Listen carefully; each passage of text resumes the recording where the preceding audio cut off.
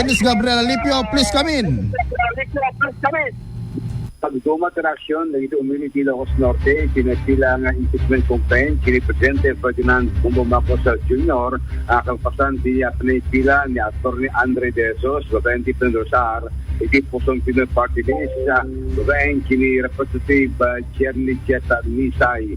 Idi alay nga kalman, adon dagitay ng iparapati actions na ako nata, magsusan di Presidente, dito yung laon, itinadakamat yung impeachment complaint, kapot puro may pagarop dagiti nadakama at si grant impeachment kontra kini BBM ket alleged ordering or allowing surrender of former President Rodrigo Roa Duterte without due process, alleged failure to veto and program appropriations in the national budget, alleged graft and corruption including benefits from kickbacks linked to budget insertions and ghost projects.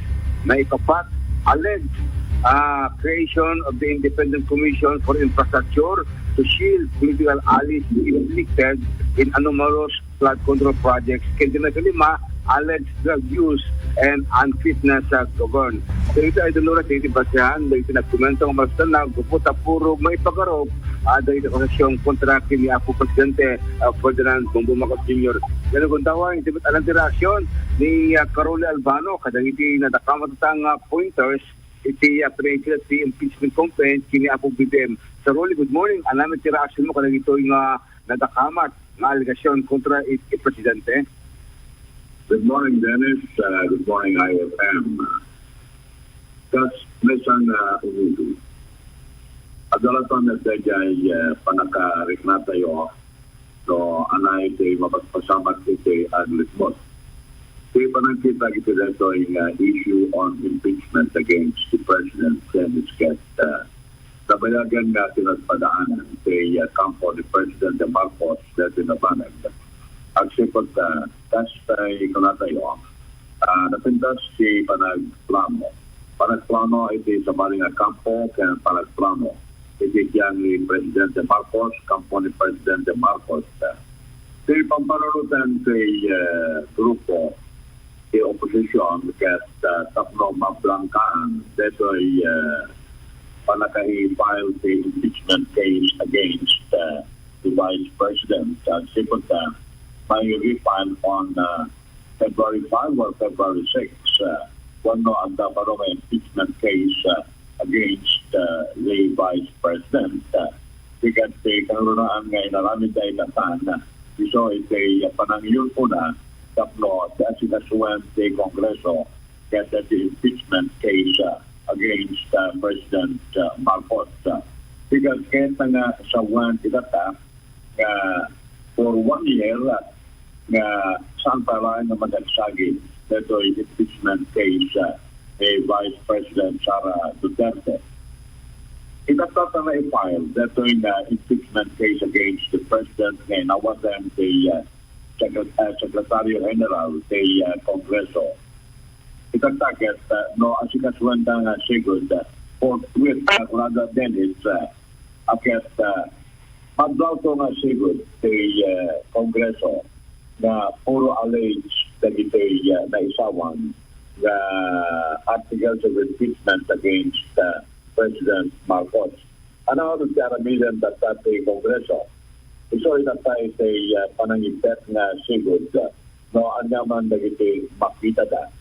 Kaya kasla na rigan karamihan dito sa sipot kay adaman panagaitiyang dito iti anak ni Presidente Marcos ni Sandro.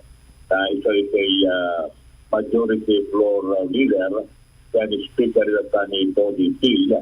Kaya andang to iti panangipapan na kaslang ay ayunan ni Presidente Marcos kapot anak na mismo ti Speaker. Kaya tiri na pa ni Body T na kas Speaker of the House. Kaya narigat na kunaandan ko na ipatanda siguro dito may impeachment case against the President. Kaya lumadlaw nga talaga sa Kongreso na sitting na puro allege na ito na i-file kontra ni Presidente Marcos Parang kita Dennis ket mapilit ko na klaim kay Kongreso na mangitet na sigod iti nga issue at sibot ka awan threat kinata iti makita da na nagbasulan ni Presidente Marcos awan met kinata iti anyaman na may paga na ito iti nagbasulan na. Number one, akas kunada yung natagat involved ni Presidente Marcos kada iti infrastructure kada regulatory flood control projects, tanda pa na kairaman na itikiktak, may papanin at tayo panakakidnap ni President Duterte. Amin dagito'y Dennis Kat abuta yun, kasaan nga kabailan, dagito'y nag-file the complaint against the President on impeachment na masumbatan da dagito'y wano mapanagnakanda dagito'y isang gabo na di panagkitak Dennis kat maabsual ko nga sigod ni Presidente Marcos iti Kongreso. Pero dati ko na tayo. Akat alain na ilata iti 1 year ban. Tikad, no, 1 year ban itata, tikad kahit na nga sa wan na makalusot kasi talain ni Sara Duterte. Unless otherwise, no talaga nga iti Kongreso that absual punda ni Presidente Marcos iti dati nga banag. Pabaling isarunod na sigod dati impeachment case ni Vice President Sara Duterte. At okay, inunaan dati grupo ni Presidente Marcos na alas net na ron na iti Kongreso iti agree-file iti issue against ni Sara Duterte. Naalas na. Kaya ang muda nga ag-file iti grupo ni Vice President Sara Duterte.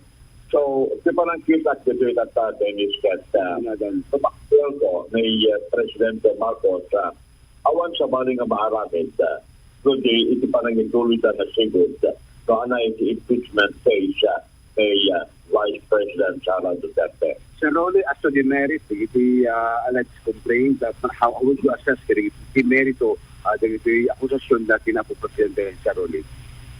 Awan nga pulos kay makitrayo sa Jaya, Dennis. At sipot, umuna-una yan, puro allege naging imbagati impeachment complaint against the President.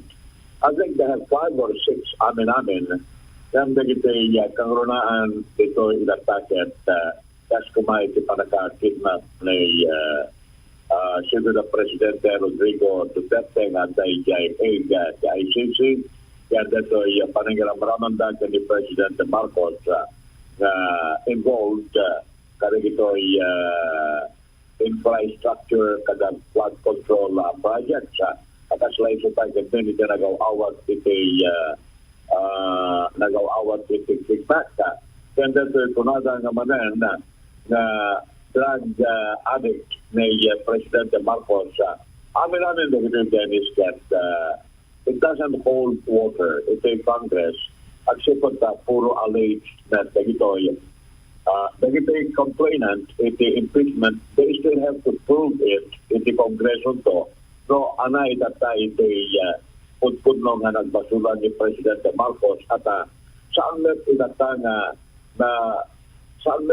nga seryoso dagito at anang kat puro alleged. Ano pa nang tanong dito, Dennis? Suspect iti nagduma sang iranta na kasi iti nature dati complaint sa bisageta ma-dismiss and then ag-prevent to jay 1 year bar rule. So meaning, ando nga madingit dati kaso ti Presidente, sir.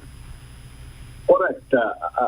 Saan ko nga madingit dito yan? Nagsipot kastay ko na ko na saan nga lumusot dito nga impeachment case iti Kongreso.